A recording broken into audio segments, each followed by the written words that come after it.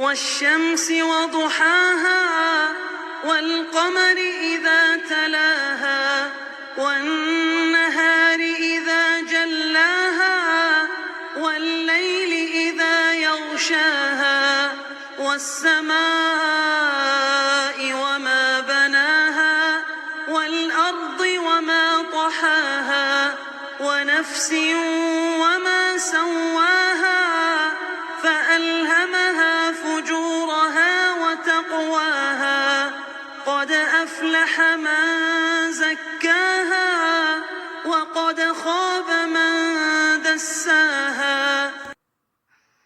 Par le soleil et par sa clarté, et par la lune quand elle le suit, et par le jour quand il l'éclaire, et par la nuit quand elle l'enveloppe, et par le ciel et celui qui l'a construit, et par la terre et celui qui l'a étendue, et par l'âme et celui qui l'a harmonieusement façonné, et lui a alors inspiré son immoralité, de même que sa piété, a réussi certes celui qui la purifie, et est perdu certes celui qui la corrompt. Assalamu alaikum wa rahmatullahi wa barakatuh. Que la paix soit sur vous ainsi que la miséricorde et la bénédiction. Le système a pensé à une matrice où le conditionnement serait tel qu'ils auraient un contrôle sur l'esprit des individus. Et pour y parvenir, les suppôts du système ont établi au fil du temps et des moyens qui ont été en leur capacité pour arriver à leur but. En effet, en tout temps et en tout lieu, les dirigeants ont voulu contrôler les peuples, via bien évidemment la loi et l'économie, et à terme, pour ne pas avoir de révolution ou de gens qui seraient mécontents ou qui voudraient renverser le système, les élites, les dirigeants, les conseillers ont tout fait et ont tout entrepris comme manigance pour asservir les peuples et contrôler leurs esprits via un formatage forcé. Et pour arriver à leur fin, ils ont utilisé plusieurs moyens qu'on va développer. Le premier moyen, et qui peut être surprenant, qui va surprendre beaucoup, c'est l'école. Oui, na'am. L'école moderne, comment elle a été pensée à la chute de l'Église en Europe, à peu près, quand les laïcs ont pris le contrôle des affaires, ils ont pensé à une école républicaine, donc laïque, donc athée,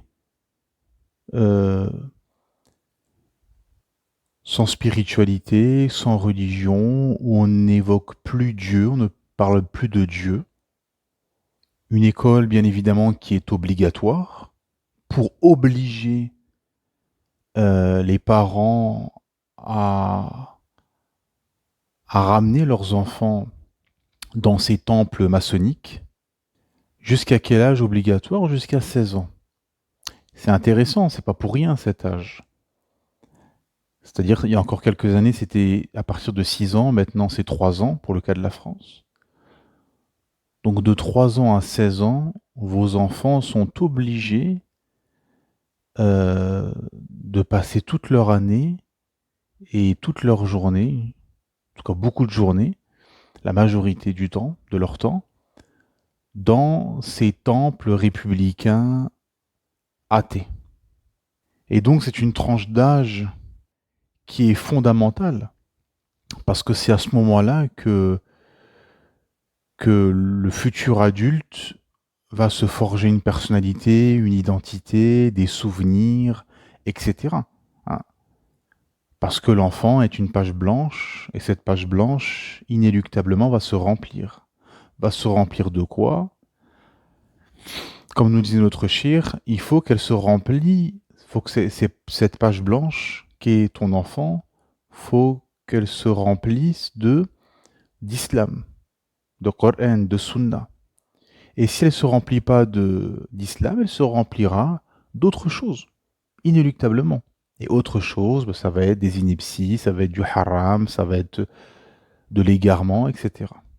Et donc, c'est un outil formidablement diabolique pour justement contrôler les esprits, formater les esprits, leur imposer un système de pensée, un système de croyance, les habituer à un rythme, les condamner même à un rythme, et donc faire en sorte qu'ils pensent tous pareil. Hein. Je mets une parenthèse, c'est comme les politiciens.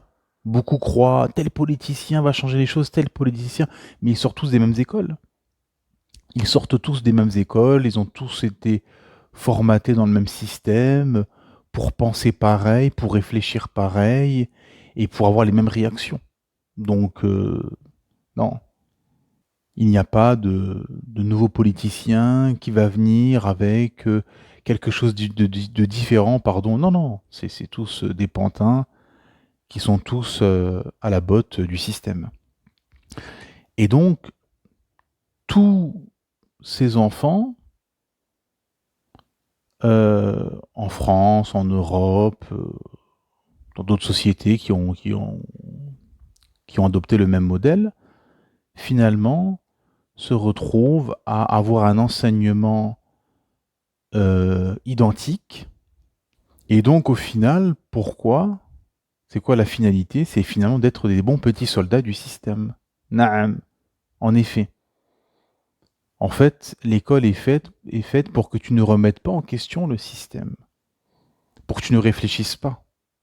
C'est une espèce de moissonneuse-batteuse qui va broyer ton esprit, ta réflexion, pendant toutes ces années où justement ton cerveau se développe, où ton imaginaire prend de l'ampleur, etc. Et ben là, l'école, non, l'école te restreint en fait. Et impose un rythme aussi. C'est-à-dire que tous les enfants, tous les humains ne sont pas pareils. Donc imposer un programme scolaire pour tout le monde, ça n'a aucun sens. Parce que les gens ne sont pas au même niveau, ne réfléchissent pas pareil, etc., n'ont pas les mêmes émotions, sensibilités, etc. En plus, depuis que les écoles séparées filles-garçons ont été abolies, donc il y a une mixité, ça a ajouté quelque chose aussi de dramatique, et pas des moindres. De mélanger des jeunes filles, des jeunes garçons, en plein âge de puberté, où la biologie fait effet, ça a été dramatique aussi. Donc en quelque sorte, on pourrait dire une perversion, mais discrète. Voilà. C'est une sorte de perversion, mais discrète. Et donc ça, pour notre ère moderne, on va dire, c'est le premier outil, et pas des moindres, qui est quand même fondamental, d'avoir obligé les enfants et les jeunes adultes à se rendre dans ces temples où finalement on va t'imposer une vision athée. Le but c'est que tu sois athée. Ou au pire des cas, un croyant mais sécularisé. Hein.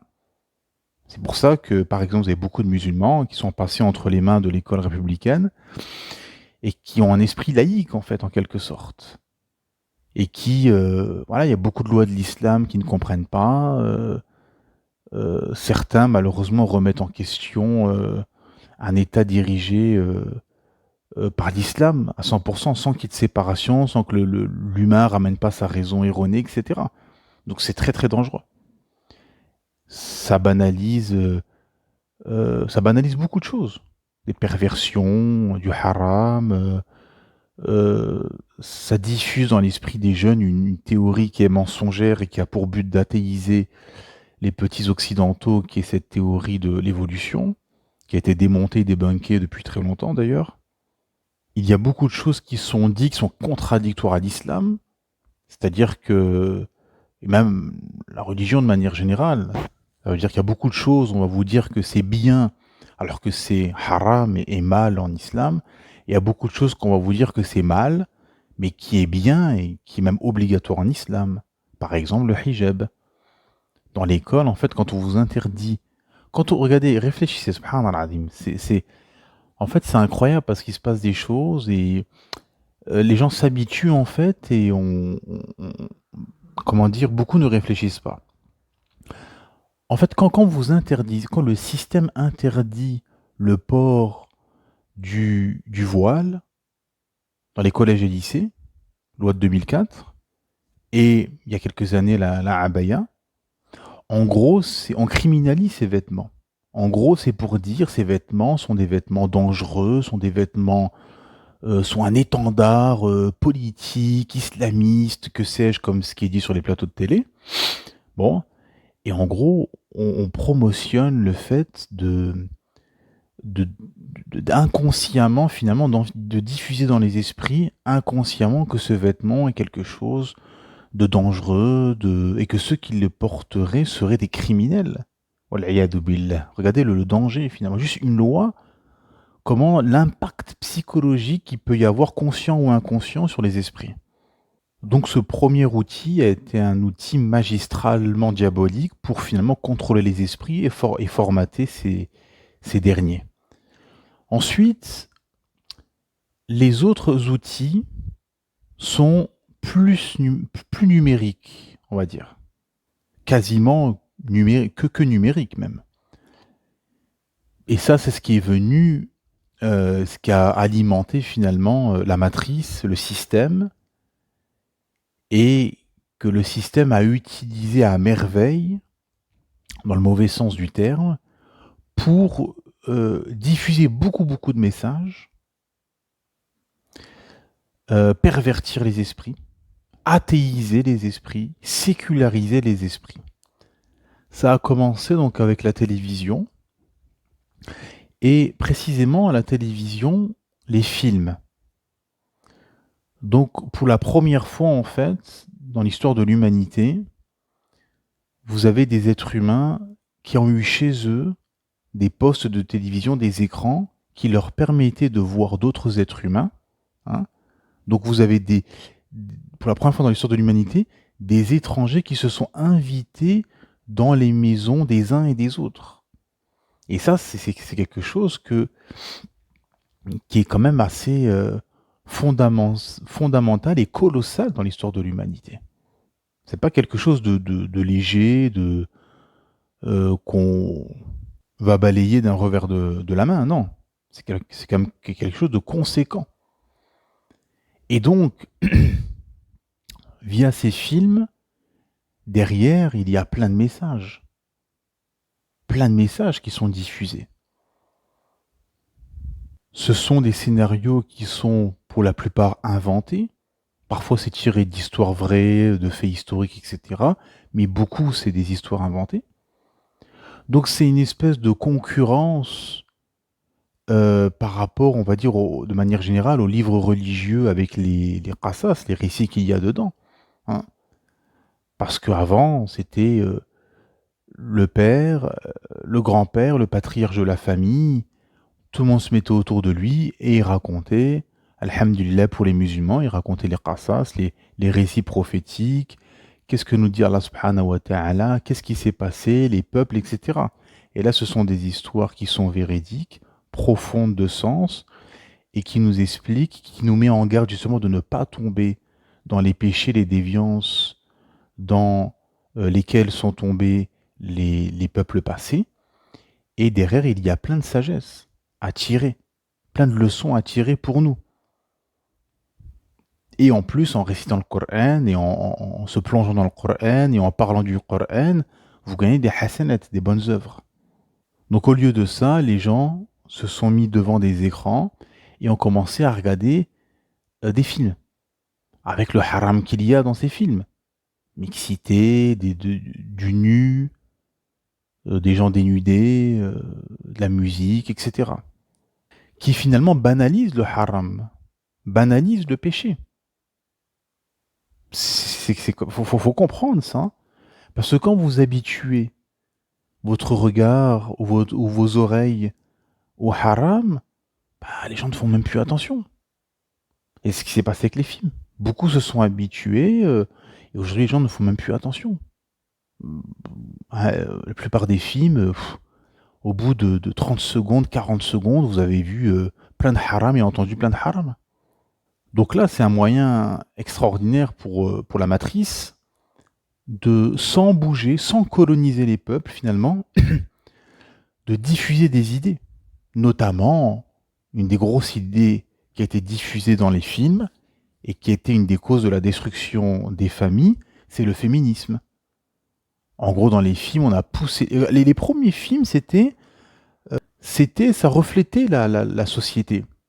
C'est-à-dire que dans les années, on va dire, 50, 60, voilà, c'était une famille traditionnelle, la femme qui était à la maison, qui préparait des bons petits plats pour son époux et ses enfants, qui faisait 3, 4 enfants, et voilà. C'était un peu... Et petit à petit, ben, la matrice l'a utilisé justement pour inverser les choses et pour pousser les femmes à sortir. Parce que derrière, il y a de l'économie, il faut comprendre aussi. Parce que le capitalisme, parce que vous êtes dans un système capitaliste aussi, et dans ce système capitaliste, c'est les rendements, les profits, au détriment de la spiritualité, au détriment de l'âme, au détriment de l'humain, au détriment de la vie même. Donc c'est beaucoup plus rentable pour le système d'avoir 2 personnes qui travaillent, l'homme et la femme, que l'homme, et du coup la femme qui peut pas consommer, pas trop consommer ou pas consommer complètement comme elle le pourrait si elle aurait un salaire. Donc c'est une des causes aussi pourquoi le système a tout fait pour sortir les femmes des foyers, pour la pousser dans le monde du travail, dans les bras du capitalisme, pour consommer. Parce que la femme et les enfants sont des très bons consommateurs. La femme est une très bonne consommatrice. C'est elle qui fait tourner les plateformes numériques. C'est les femmes quasiment qui font tourner les plateformes numériques. Hein. Shein, Amazon, Temu et compagnie. Hein. C'est les femmes qui consomment. Et les enfants. Parce que les enfants, oui, ils suivent leur passion, ils aiment tout, ils disent oui à tout, ils n'ont pas de limite, parce que c'est pas leur argent. Et ils sont jeunes, et ils savent pas ce qui est bien, ce qui est mal, etc. Et qui cède plus facilement à l'enfant, c'est la femme. L'homme sert plus les vices. Donc l'homme est un très mauvais consommateur. L'homme est un mauvais consommateur. Donc isoler l'homme finalement via le divorce et mettre ce qui est aussi en parallèle ce qui est promu dans les tribunaux, c'est-à-dire qu'on fait tout pour que les enfants aillent avec la mère. Et donc vous avez un foyer où il y a juste la femme, les enfants, et donc c'est des très bons consommateurs. Et donc en fait on a éliminé l'homme, le mari, le père de famille, déjà pour libérer la femme dans le mauvais sens du terme, dans le sens satanique finalement, la rendre esclave du système et du capitalisme, et qu'elle consomme. Et c'était une arnaque pour la femme, parce que maintenant la femme fait papa et maman. La femme se lève le matin, va au front, va travailler, voilà, elle est dans les métros, dans les bouchons, etc. Et quand elle rentre chez elle, elle paye le loyer, les factures, etc. Et quand elle rentre chez elle, bah, elle fait la lessive, elle fait la vaisselle, le ménage, il faut aller chercher les enfants à l'école, etc. Elle fait à manger, etc. Donc c'est une arnaque finalement. C'est une arnaque. Il n'y a aucune libération. Parce que regardez, quand vous réfléchissez, subhanallah, la femme à la maison, quand vous êtes à la maison, le ménage, voilà, les tâches ménagères, etc., à la maison, vous prennent peu de temps. 1 heure et demie, 2 heures maximum à tout casser. Sur une journée de 15 heures, on va dire. Si on enlève quand vous dormez, quoi. Sur une journée de 15 heures, ou 16 heures, ou 18 heures, vous avez 1 heure et demie de ménage. Le reste, bah, vous avez du temps. La femme qui est à la maison, elle a le temps pour lire, se documenter, lire le Coran, faire des actes surrogatoires, etc. Hein. Alors que quand elle est au travail, c'est pendant 7 heures, 8 heures, 9 heures. Vous voyez l'arnaque. Et en plus, quand elle finit, elle doit faire ce que sa mère faisait. Mais sauf que sa mère, elle travaillait pas, elle était à la maison. Donc on voit l'arnaque. Et donc à travers les années, les décennies, via les films, le système a pu diffuser les idéologies, les croyances, les pensées, les philosophies du moment. Hein. Parce que ça s'est adapté, c'était pas tout d'un coup, parce que derrière, ça reste des humains qui ne connaissent pas l'avenir et qui, voilà, qui s'adaptent. Hein. C'est pour ça ce qu'on dit souvent sur l'arnaque de la démocratie et des lois légiférées par les humains, c'est qu'en fait, ils changent en fonction des intérêts, des idéologies et des passions du moment. C'est tout. Contrairement à la loi d'Allah subhanahu wa ta'ala, qui ne change pas. Non. Ce qui est haram aujourd'hui était haram il y a 500 ans et il y a 5000 ans. Ce qui est bien le sera toujours, ainsi de suite. Hein. Et ce n'est pas pour les intérêts de personnes qui seraient au pouvoir, non, c'est pour l'intérêt général. La loi d'Allah subhanahu wa ta'ala, c'est pour l'intérêt général. Les orphelins, les pauvres, les femmes, les hommes, les vieillards, etc. Pas pour les intérêts d'une élite oligarchique qui s'en mettent plein les poches au détriment et sur le dos de la population.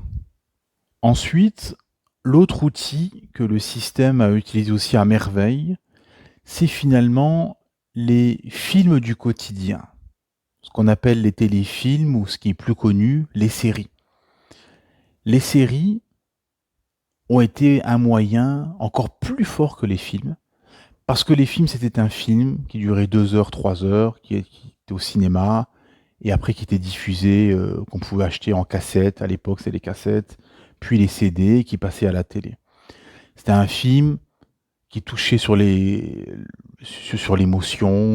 des gens, sur les esprits, sur le subconscient, etc. Et ça s'arrêtait là. Les séries, c'est au quotidien. C'est-à-dire qu'au quotidien, c'est diffusé. Par exemple, l'idéologie féministe, elle est diffusée au quotidien dans les séries. Au quotidien. Donc ça veut dire que la personne, tous les jours, elle va regarder sa série. Et tous les jours, ça diffuse, ça diffuse, ça diffuse. Et ça infuse dans les esprits. Et donc, ça a été un outil magistralement diabolique pour enfoncer le clou, qui avait commencé via les films. Les premiers films ont été là un peu pour mettre une espèce de base, et ensuite, tout autour, les séries ont été comme des petits soldats finalement, pour entretenir cette base et en faire un édifice. Un édifice tellement haut qui a fait que tout le monde s'est un peu cassé la gueule. La famille a été détruite, les enfants ont été détruits, déconstruits, et finalement tout le monde est déconstruit et les sociétés sont déconstruites. Et donc encore plus que jamais, la banalisation par exemple de l'homosexualité, la banalisation de l'infidélité, de la fornication, la banalisation de l'athéisme, etc., c'est encore plus diffusé à grande envergure, de façon, ça a pris une ampleur extraordinaire dans les sociétés, dans les familles, ça a bouleversé le quotidien des gens, à terme. Ensuite, l'autre moyen aussi, et pas des moindres que le système a utilisé, c'est la télé-réalité. Alors la télé-réalité, c'est intéressant parce qu'en fait, ça a permis que n'importe quel individu, n'importe quelle personne, aux quatre coins d'un pays, puisse devenir une star. Et finalement derrière une espèce d'idole. Parce qu'il y a aussi ça derrière. Dans les films et les séries, etc., il y a aussi de l'idolâtrie. Les acteurs ont été mis sur un piédestal et ont été érigés comme des sortes d'idoles, finalement. D'idoles qu'on adule, certains adorent, et qu'il faut prendre comme exemple.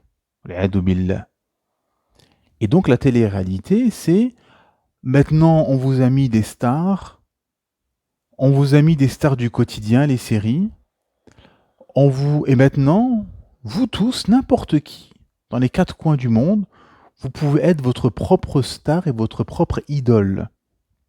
via un casting, si vous passez ce casting. Et donc, les premières télé-réalités, c'était ça. C'était le fait de, finalement, de faire rentrer sur la pièce de théâtre tout le monde. Tout le monde peut être la star qui vous a fait rêver dans votre enfance. Ben, vous pouvez l'être. Vous avez aucun talent, vous êtes une piètre personne, plate, sans intérêt. Vous avez une réflexion qui est proche du néant. C'est pas grave. Tant que vous êtes vulgaire, que vous ressemblez à tout le monde finalement, que la masse peut s'identifier à vous, comme la masse a été formatée par le système pour être des pages blanches et pour être des pâles copies les unes des autres finalement, sans réflexion profonde, sans personnalité, sans croyance, sans rien, eh ben vous êtes une personne plate, sans idées, sans croyance, sans profondeur, sans culture générale, mais vous êtes comme tout le monde, c'est-à-dire vulgaire, pas très profond, très simple, et sexy. Vous avez un beau corps, hein. Souvent dans la télé-réalité, les hommes tatoués, musclés, les femmes avec des corps en plastique, etc. hein, parce qu'il y a une sélection qui est faite en amont. Donc, donc forcément, ils ont pris les plus beaux et ceux qui avaient des personnalités, on va dire, anarchiques, vulgaires, excentriques, etc. Et ensuite et enfin, le dernier outil magistral que le système a utilisé et utilise, et pas des moindres, qui est quand même colossal, et qui est le coup de grâce, c'est les réseaux sociaux. Alors là, c'est fini. Les réseaux sociaux, c'est l'abrutissement généralisé. C'est un infernal chaos où tout le monde peut s'exprimer. Et là, par rapport à la télé-réalité, donc télé-réalité donc, qui passe à la télé, où il y a une sélection, où là, les castings, on voyait des queues parfois dans les rues, etc. Voilà, il y avait juste 10 ou 15 personnes qui étaient sélectionnées sur 5000 ou 10 000. Voilà. Et là, via les réseaux sociaux, finalement, chacun chez soi, avec un écran et une connexion Internet, eh ben, peut faire sa propre télé-réalité, peut parler, peut être quelqu'un de connu, et peut être et s'ériger comme une espèce d'idole, finalement. Et là, il y a du monde. Et là, vous avez des milliers, des millions de jeunes filles, de jeunes garçons qui se sont exposés et qui se sont engouffrés dans la brèche, en fait. Et via les algorithmes, via toute une manipulation numérique, le système, finalement, fait tout pour promotionner la perversion, le nu, la décadence, l'abrutissement généralisé, les fausses idées, les fausses croyances, et l'athéisme passif, finalement.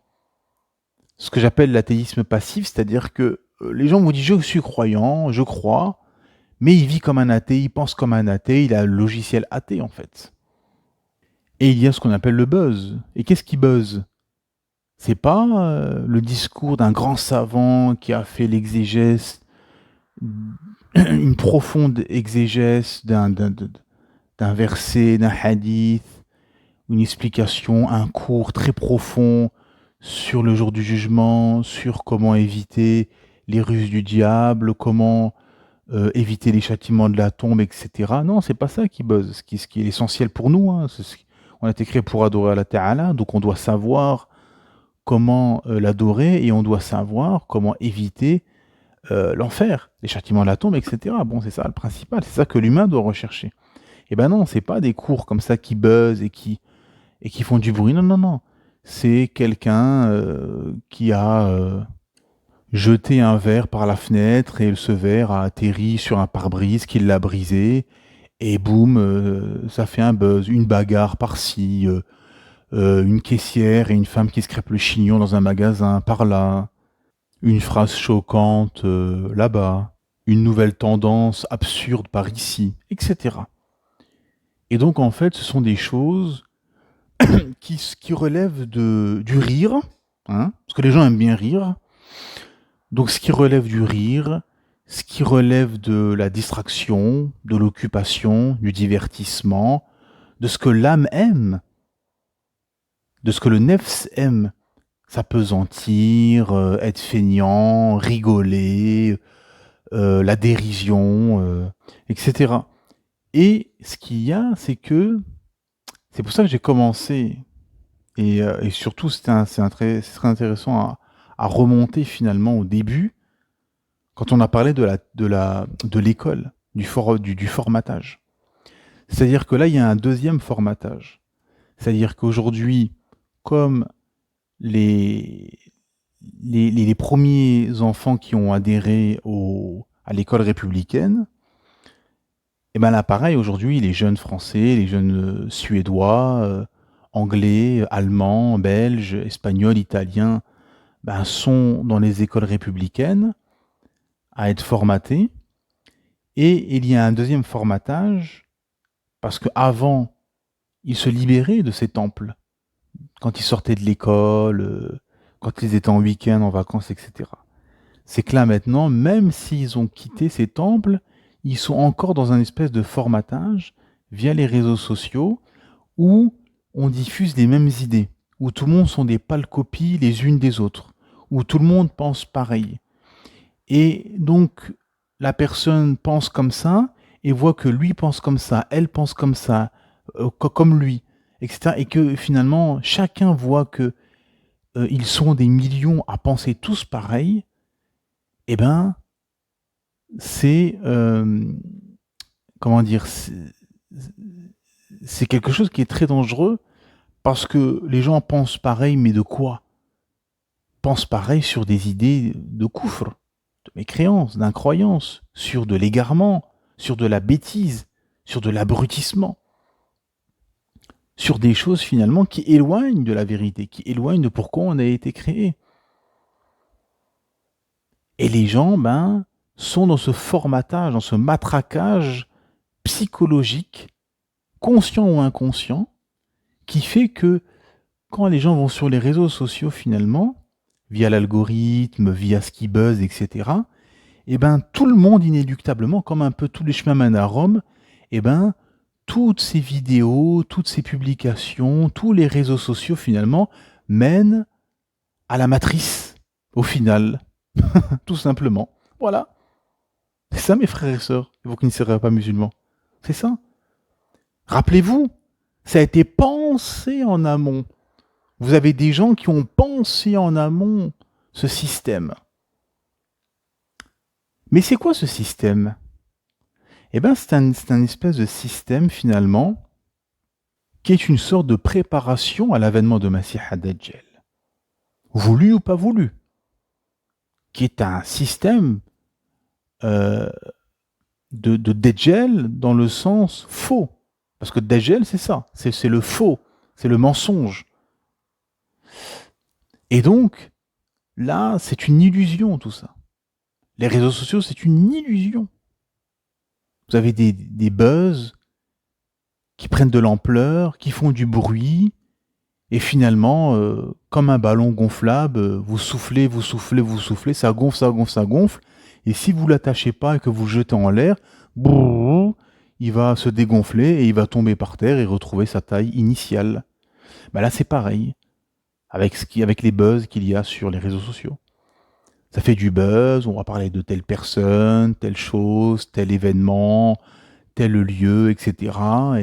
Et tout le monde en parle, etc. Tout le monde retweet, republie, etc. 4 heures, 48 heures, allez, au pire 36 heures, c'est vraiment max.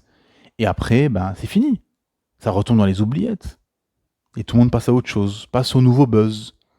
Et on occupe comme ça les gens de buzz en buzz, de distraction en distraction, de perversion en perversion, d'égarement en égarement. Allah subhanahu wa ta'ala ne nous a jamais dit ne suivez pas Shaitan dans le Coran. Il nous a dit quelque chose de beaucoup plus profond et de beaucoup plus subtil. Il nous a dit ne suivez pas les pas de Shaitan. Les pas. Et ça, c'est quelque chose de subtil que les savants ont relevé et ont développé et ont expliqué en disant que Shaitan, c'est petit à petit qui te perd, qui t'égare. C'est pas d'un coup sec. Pas d'un coup sec. Ce n'est pas possible. Parce que l'humain, il est comme ça. Donc petit à petit, pour finalement te faire pencher. Comme disait notre shir, Shaitan, il a plusieurs fenêtres ou plusieurs portes. La porte de l'alcool, la porte de la fornication, la porte de la médisance, la porte de la sorcellerie, la porte de ça, la porte de plusieurs péchés, petits ou grands. Mais lui, la principale porte qu'il veut que tu franchisses, c'est la porte du koufr, de la mécréance, que tu apostasies, que tu sortes du chemin, du sentier lumineux d'Allah subhanahu wa ta'ala, pour suivre son chemin diabolique, de goudron, de métal fondu, d'arbres de Zaqoum, le fameux arbre qui sera en enfer avec des têtes de diable. Wal'iyadu billah, qu'Allah nous en préserve. Ce chemin de feu. Et pour arriver à ses fins, il a des suppôts parmi le djinn, wal ins, parmi les djinns et parmi les humains. Et ces humains ont établi des systèmes pour permettre ceci. Parce que c'est beaucoup plus grandiose d'établir tout un système de pensée, de croyance, avec des outils, avec des leviers politiques, économiques, législatifs, numériques, etc. Donc tous ces leviers sont des moyens pour la matrice d'assouvir sa pensée, sa philosophie, et de diffuser ceci dans les esprits. Par exemple, la théorie de l'évolution. C'est une loi qui a été instaurée et qui est, malgré qu'elle a été débunkée par des scientifiques sérieux, malgré tout, elle est continuée, le système continue de diffuser cette théorie mensongère dans les écoles et dans les esprits. Pourquoi ? Parce que c'est un moyen magistral pour athéiser. Parce que comme nous disait notre cher, il nous disait, si, avec cette théorie de l'évolution, si on rentre dans leur psychologie, ça veut dire que si l'humain vient d'un singe, ça veut dire qu'il n'y a plus Adam, il n'y a plus Ève. Et s'il n'y a plus Adam, il n'y a plus Ève, eh ben, il n'y a plus de prophètes, il n'y a plus de livres, il n'y a plus de jour du jugement, il n'y a plus d'enfer, il n'y a plus de paradis. Voilà, donc c'est ça qu'ils veulent diffuser dans les esprits. Et donc ton paradis est ici, fais la fête, profite, sois un libertin décadent, athée, te pose pas de questions, et suis ton nefs, suis tes passions, suis tes déviances. Voilà, c'est ça le but au final. Et ce dernier outil que le système a utilisé, qui sont les réseaux sociaux, c'est un moyen pour pervertir et pour athéiser.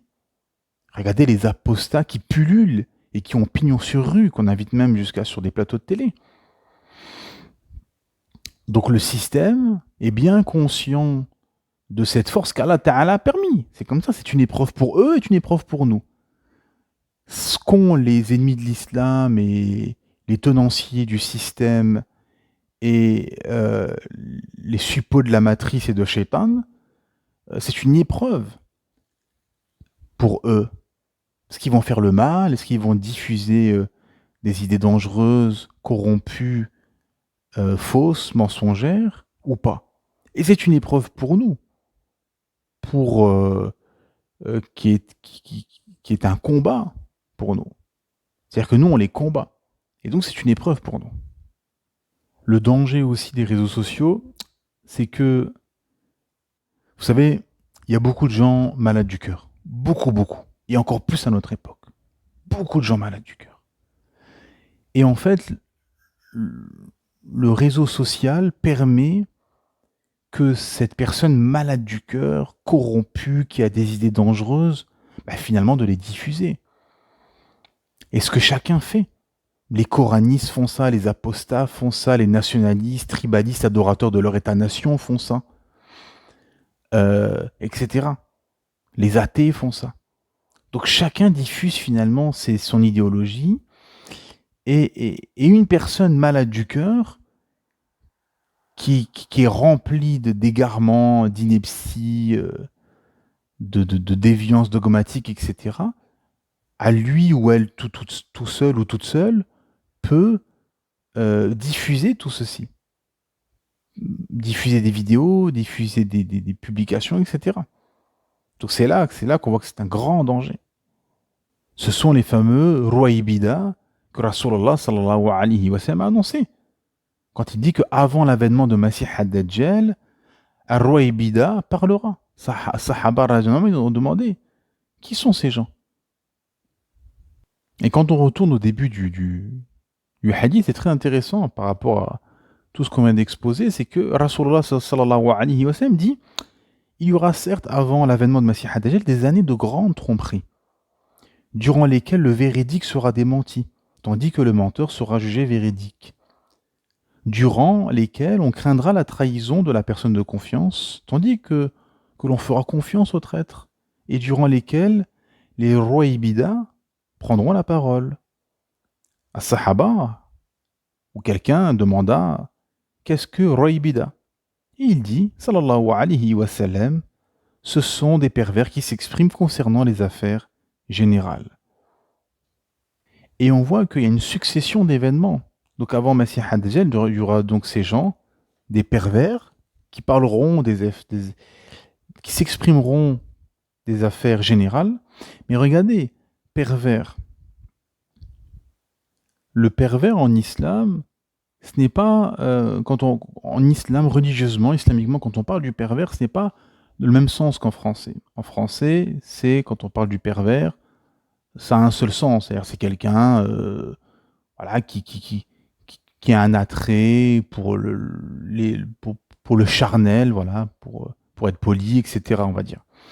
En islam, le pervers, c'est le corrompu, c'est le déviant, le désobéissant, le transgresseur, celui qui désobéit à Allah subhanahu wa ta'ala, etc. Hein. C'est large, c'est beaucoup plus large. Et donc, on est en plein dedans. Parce que vous savez pourquoi? Ce qui est très dangereux avec les réseaux sociaux, c'est qu'avant, quand les gens pensaient des choses, faiblesse de foi, des idées noires qui leur traversent l'esprit, des maladies du cœur, peu importe les raisons, eh ben, ça restait enfui en eux. C'est-à-dire qu'ils ne le diffusaient pas.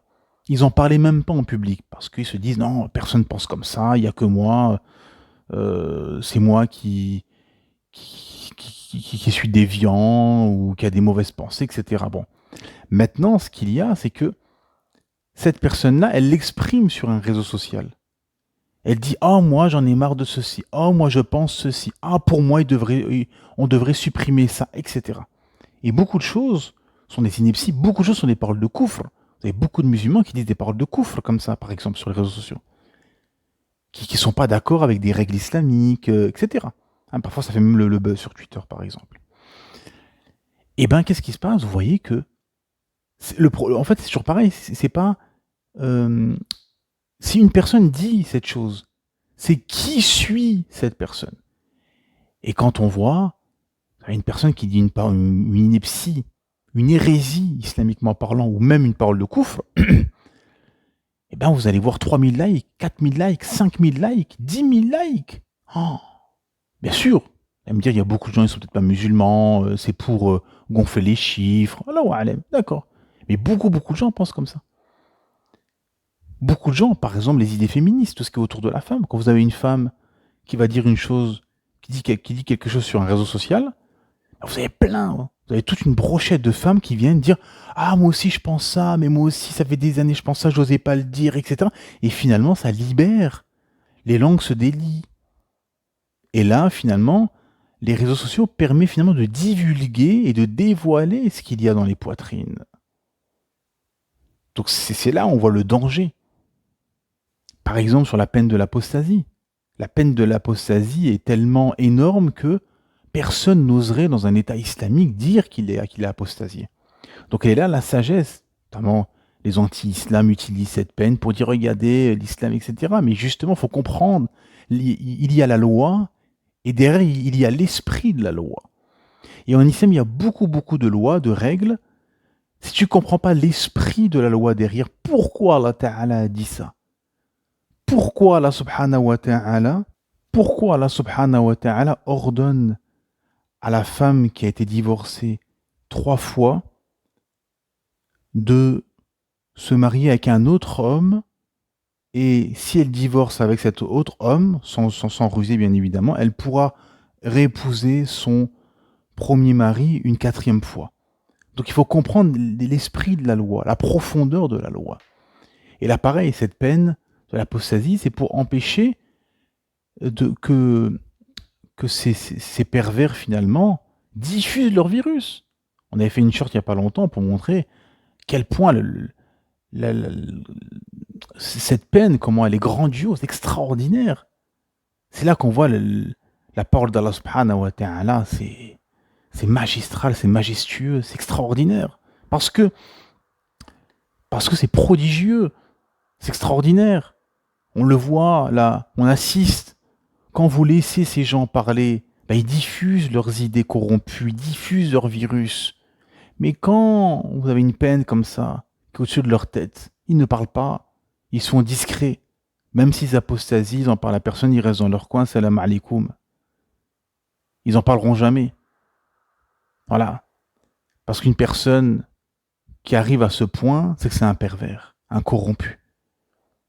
Et s'il est pervers et il est corrompu, il voudra diffuser ça. Il sera comme un fruit pourri au milieu de fruits, de bons fruits. Et le fruit pourri, on l'élimine. Pour pas qu'il pourrisse tout le panier. Et donc sur les réseaux sociaux, tous ces pervers, ces corrompus, ces gens malades du cœur, diffusent des shubuhat et des shahawat. Les 2 ruses de shaitan. Shahawat wa shubuhat. Les passions et les ambiguïtés. Et c'est ce qui est diffusé à foison sur les réseaux sociaux. Les passions, perversions et beaucoup, beaucoup d'ambiguïté. Qui troublent la foi des croyants. Et tout ceci, au final, pour maintenir le système en place. Parce que, bien évidemment, tout ceci, parce qu'ils le voient très bien que leur système est en bout de piste. Ils savent très bien que leur système est condamné. Ça n'a aucun sens. Tout est détruit. La famille traditionnelle est morte, la démographie est en berne, l'économie est un jeu virtuel qui mène nulle part à part des crises successives. Les jeunes générations sont complètement perdues dans les déviances. Pendant que dans certains continents, certaines sociétés, vous avez des femmes qui font 3, 4, 5 enfants en moyenne, vous avez des femmes en Europe qui ne savent pas si elles sont des femmes ou des hommes. Ouais, donc on n'est plus dans la même catégorie, quoi. Tous ces patriotes de pacotille qui sont des imposteurs se plaignent de l'immigration. Oui, mais bon, vous faites pas d'enfants. Vous êtes tous là sur les réseaux sociaux à pleurer toute la journée, mais bon, en attendant, personne n'est marié, personne n'a d'enfants. En attendant, vous avez des femmes qui viennent des 4 coins du monde et elles sont à leur 5e ou leur 6e grossesse. Pendant que beaucoup de femmes en Occident ne savent pas si elles sont des hommes, des femmes ou des grenouilles. Vous voyez ce que je veux dire? Et tous ces gens, dans ces sociétés qui ont été formatés dans les écoles républicaines, formatés via les films, via les séries, les téléréalités, les réseaux sociaux finalement, sont tous dépendants du système, tous ceux qui suivent le système, et sont prêts à se battre, et sont prêts à mourir pour protéger et maintenir le système en place. Et des gens sont même prêts à mourir en mer, en Méditerranée, pour venir dans la matrice et alimenter le système. Et au milieu de tout ça, les croyants sont encore plus marginalisés, ostracisés, combattus, criminalisés. Les ghuraba annoncés par le messager d'Allah, sallallahu alayhi wa sallam, qui sont, alhamdulillah, vaccinés contre la matrice via le vaccin vertueux du Coran et de la Sunna, de l'islam authentique, et qui ne sont pas pollués, comme dans l'intervention qu'on avait fait précédemment, ne sont pas pollués par du tribalisme, du nationalisme, des maladies du cœur, des passions, etc. Ou qu'ils n'ont pas un autre système dans leur cœur qui cohabite finalement avec l'islam. C'est pour ça que c'est urgent, il faut absolument connaître ses ennemis et savoir les outils qu'utilise le système finalement concurrent à l'islam, le principal système qui est concurrent à l'islam, et les fitaines qu'il utilise. D'ailleurs, le messager d'Allah sallallahu alayhi wa sallam avait prévenu de ça. Dans un hadith, il parle d'une fitna. Il dit il se produira une fitna, nulle maison des Arabes ne demeurera sans qu'elle ne la pénètre. Les savants contemporains ont expliqué le sens de la fitna dans ce hadith, qui est en gros globalement les écrans, la télévision. Cheikh Albani rahimahullah à l'époque, il avait parlé de la télévision, les écrans, internet, etc. Qui est une fitna. Parce que les gens perdent du temps, au meilleur des cas, on va dire. Au meilleur des cas, la seule chose qui te nuit, c'est de la perte de temps. Sinon, ça va jusqu'à de la perversion, des ambiguïtés que tu vas recevoir, qui va troubler ta foi, les sites de rencontres, les choses, les perversions que la personne peut voir sur Internet, etc. Hein. Donc c'est une fitna. C'est-à-dire qu'avant, la fitna s'arrêtait aux portes de nos maisons, ne rentrait pas chez nous. Maintenant, elle rentre chez nous. Elle s'est introduite chez nous. Mais comme disent les ulama, les savants, c'est-à-dire que toute chose, tu peux l'utiliser en bien ou en mal. Voilà. Utilise Internet et les écrans que tu as comme bien pour te rapprocher d'Allah, pour te documenter sur des thèmes islamiques, pour écouter des conférences de savants, pour se rappeler Allah subhanahu wa ta'ala, écouter des rappels profonds, intéressants, lire le Coran, faire da'wah, diffuser l'islam. Voilà. Et ne pas l'utiliser pour comme un passe-temps, un divertissement, quelque chose qui va te retarder dans ton cheminement, ou qui va t'éloigner du chemin. De billah, qu'Allah nous en préserve. Donc c'est ça qu'il faut comprendre. Et tous ces outils que le système utilise pour formater les esprits, pour les maintenir dans la matrice et les rendre finalement esclaves du système, c'est dit par rares sont les personnes qui dénoncent ceci, qui expliquent ceci. Pourquoi ? Parce que c'est pour ça que Rasulullah sallallahu alayhi wa sallam a parlé des du'at, des prédicateurs aux portes de l'enfer. C'est que beaucoup, finalement, sont dans le système, prêchent au nom de l'islam, mais plus ou moins, on ne dit pas certaines choses, on flanche sur certains sujets. Parce que quand vous atteignez un niveau de notoriété, de manne financière, etc., c'est plus la même chose. Vous êtes un peu plus dans le système. Donc dénoncer le système, c'est beaucoup plus compliqué. C'est pour ça que l'indépendance à tous les niveaux, c'est très important pour pouvoir avoir un développement et des explications claires, sans ambiguïté. Parce qu'il faut le savoir. Quand vous mettez vos enfants dans les temples maçonniques, qui sont les écoles républicaines, eh ben, ils auront un formatage inéluctable. Ils auront un formatage de la matrice. Parce que ça a été pensé pour que les jeunes qui sortent de l'école soient finalement des sujets du système.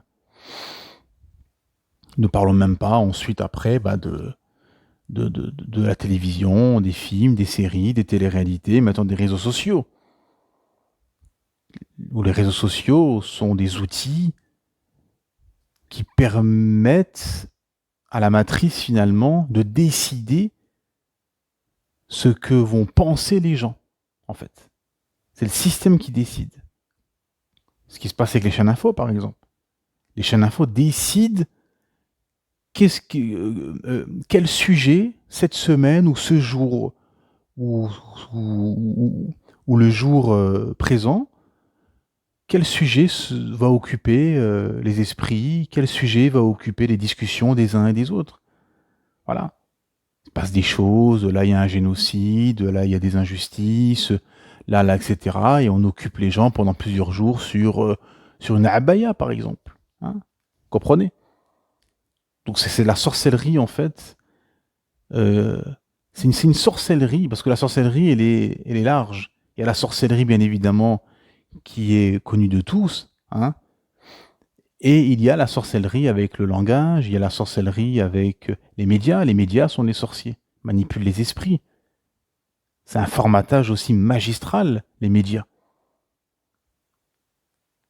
Parce que les médias permettent d'orienter l'esprit, d'orienter les esprits, de faire passer finalement les Palestiniens comme des terroristes et les Israéliens comme des éternelles victimes.